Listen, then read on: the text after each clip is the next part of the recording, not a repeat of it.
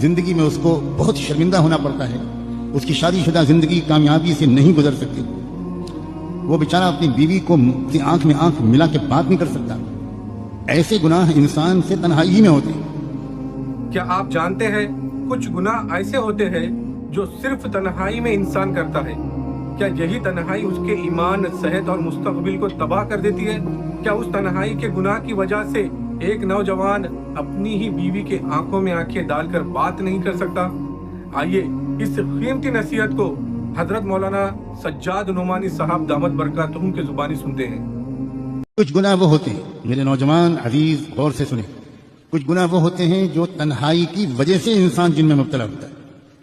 وہ گناہ دوسروں کے سامنے وہ نہیں کر سکتا، وہ تنہائی ہی میں اس کے اوپر ایسا ایک جنون طاری ہوتا ہے کہ وہ ایسے گناہ کر بیٹھتا ہے جس سے اس کی صحت بھی خراب ہوتی ہے، آگے چل کر زندگی میں اس کو بہت شرمندہ ہونا پڑتا ہے، اس کی شادی شدہ زندگی کامیابی سے نہیں گزر سکتی، وہ بیچارہ اپنی بیوی کو آنکھ میں آنکھ ملا کے بات نہیں کر سکتا۔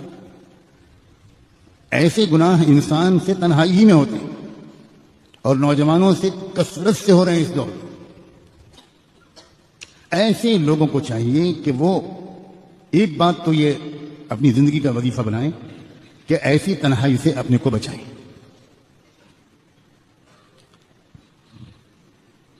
دوسرے، جس وقت ان کے دل میں اس طرح کی کسی بھی گناہ کا خیال آئے، ہمیشہ یاد رکھیں گناہ کا عمل بعد میں ہوتا ہے، گناہ کا خیال پہلے آتا ہے۔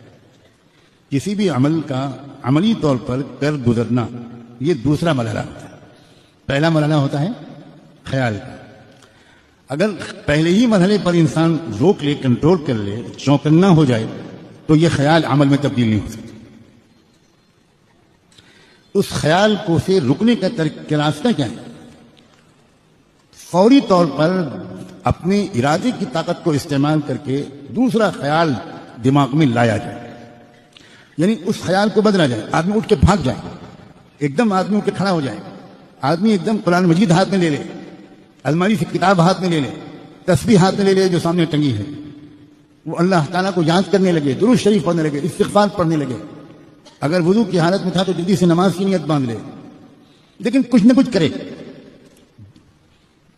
اسی خیال میں انسان ڈوبا رہے، اسی خیال میں لگا رہے، دیر تک اسی خیال کے بارے میں سوچتا رہے اور پھر یہ تمنا کرے کہ وہ عمل مجھ سے سرزد نہ ہو، یہ انسان کی فطرت کے خلاف ہے۔